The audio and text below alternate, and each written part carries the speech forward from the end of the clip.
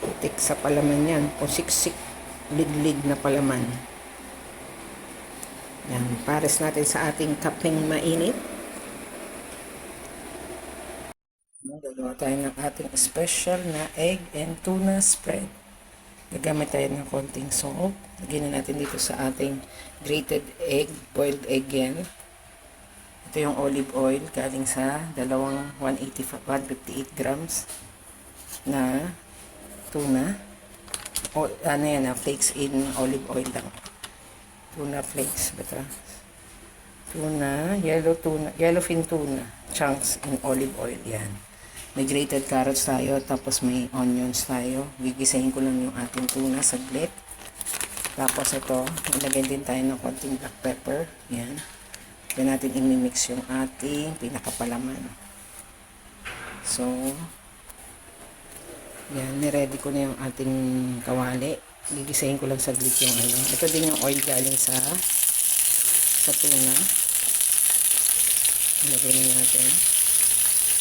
Chunky ito eh. Mas gusto ko yung mas malaman. Ito yung pangalawa. Ikuin muna natin maigi yung tuna. Ayan na yung tuna natin. Dahil mainit ko na yung tuna. Ihulog na natin yung ating mga sibuyas. Ayan. Masapa. Magisa natin yung gusto yan. Tinikman ko yung tuna. Wala naman siyang alat. Pero dahil may salt na yung ating egg, pag-mix na lang natin doon tayo magkakaroon ng ating timpla. Yan. Yan, dahil tuyo na, pwede na natin ilagay yung ating carrots at yung remaining ng ating sibuyas. Yan, mix na natin. Tapos papatayin na natin yung ipon. Pwede na yan, maluto na yan. Yan. Tapos imimix natin to sa ating boiled egg with salt and pepper. Ayan. Ayan. Nilagay ko na. Init pa yan. So, yung boiled egg ko kasi malamig na rin yan. Kaya, okay din yung nainit yung ating tuna. Para uminit na rin yung ating egg.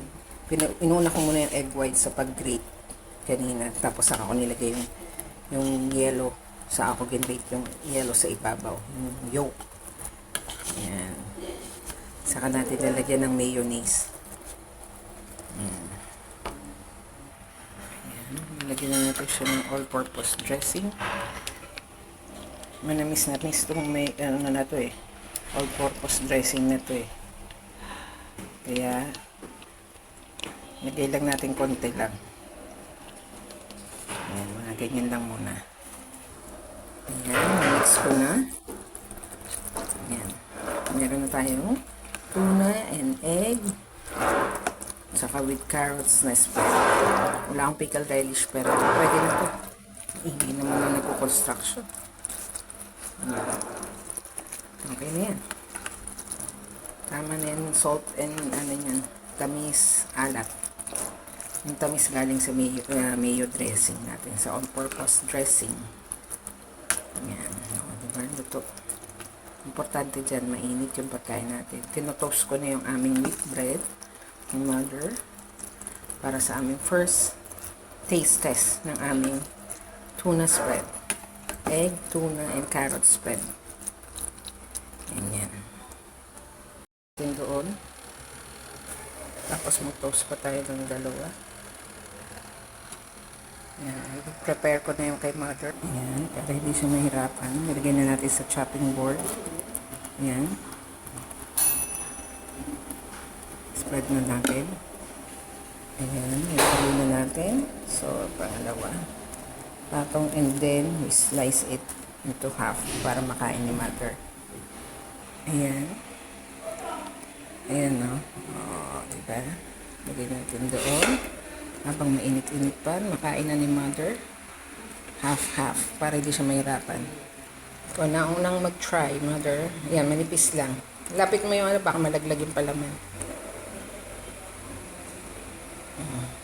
Kompleto yan. May egg, mayonnaise, at saka konting carrots. Niluto ko yan.